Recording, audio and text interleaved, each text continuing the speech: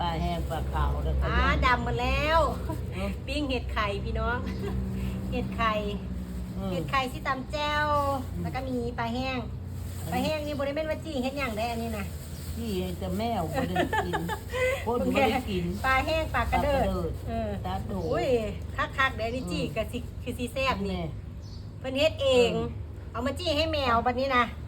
อ๋อ สุกแล้วมั้งง่ายนี่นะ อ๋อ เห็ดไข่ที่ตำป่นมะเผ็ดเด้ ทุกเลยดิ มะเผ็ดนะ ทุกเลยแล้ว มะเผ็ดไปใส่แล้ว ทุกเลยแล้ว สุกแล้ว เอาข้างนั้นใส่ใช้จ้ะ มะเผ็ดได้สนะญา มา เอาปิ้งเห็ดไข่เรียบร้อยแล้ววันนี้เพิ่นสีจี้ปลาแห้งให้ป่าวันนี้นะโอ้ย ที่ไปแห้งให้แมว จี้ปลาแห้งจี้ปลาแห้งให้ป่าเหรอ จี้ปลาแห้งให้แมวเห็ดไข่นะที่เอาไปป่นอุ้ยไก่มาแล้วชุบ